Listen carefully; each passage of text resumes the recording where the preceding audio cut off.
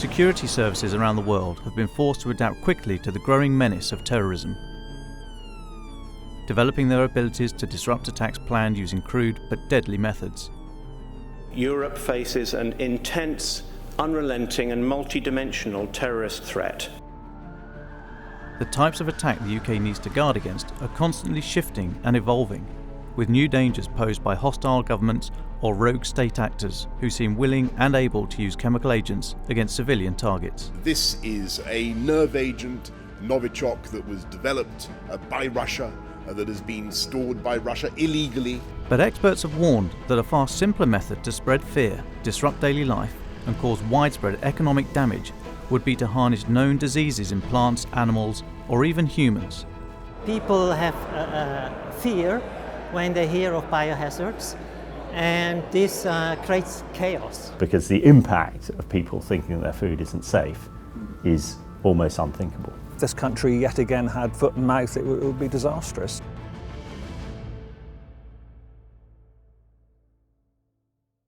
Bioterrorism is nothing new. During the Cold War, the US and the USSR explored bioweapon development. They both still hold live cultures of deadly pathogens, including the smallpox virus. In 2014, a laptop captured from Islamic State was found to contain instructions on how to weaponize the plague bacteria.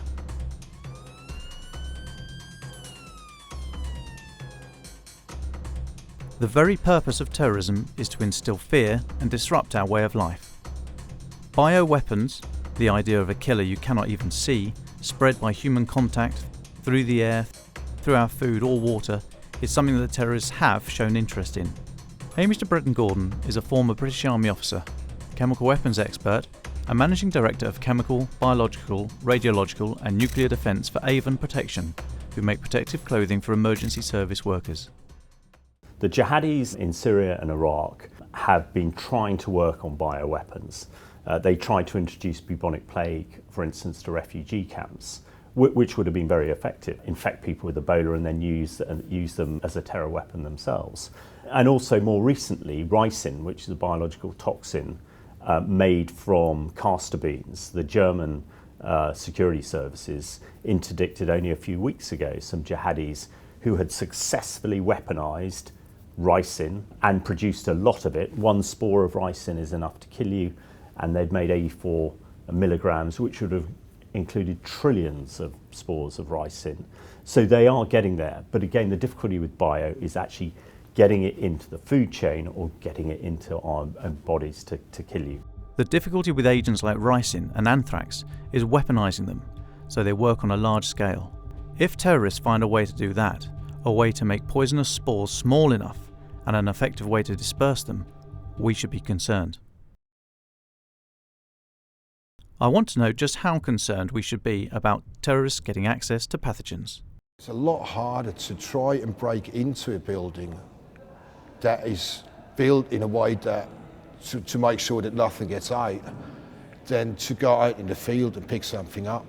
You find anthrax out in the fields of Switzerland, and I know you find anthrax in the UK as well. There are animals buried in the 19th and 20th centuries that got anthrax in Europe, and those burial sites, they are known. You could actually still recover anthrax spores from there. It would be much easier and nobody would observe you.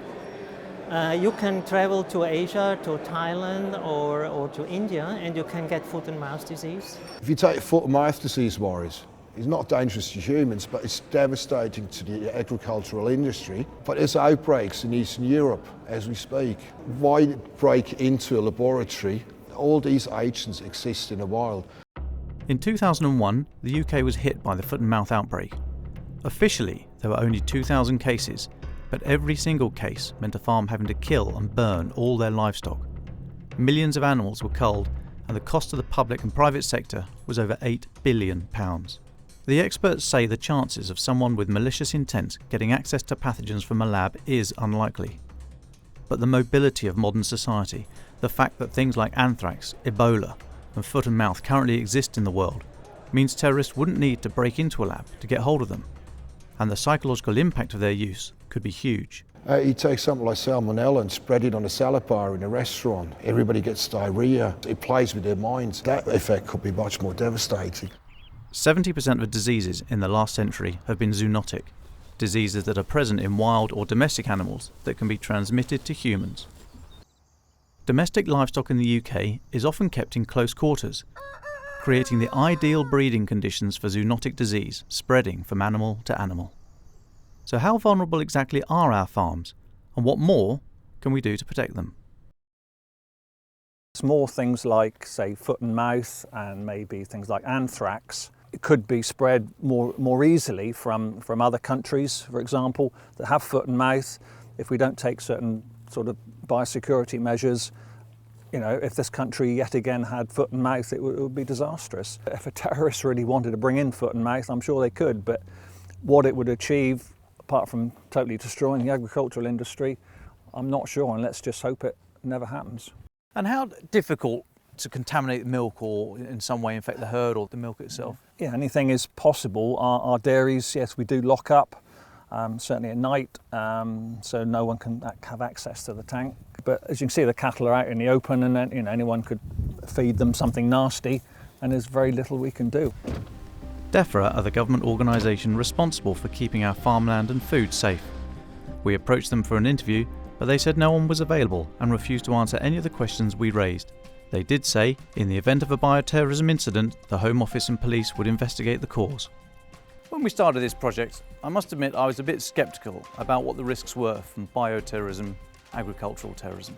What we heard from Switzerland and the Swiss Biosafety Network conference was that actually it is very difficult to do, to weaponise Ebola, to weaponise anthrax, tuberculosis, foot and mouth, but not impossible. But actually, whilst it would have an enormous impact if somebody managed that, they'd probably kill themselves first before they managed to kill any of us.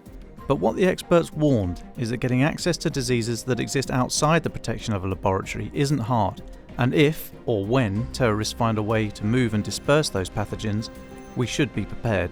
Whilst bombs and bullets are a real and ever-present terrorist threat, it could be our fields, farms and the food chain that are a future potential target for terrorists, and it's a risk we, and the government, should be aware of.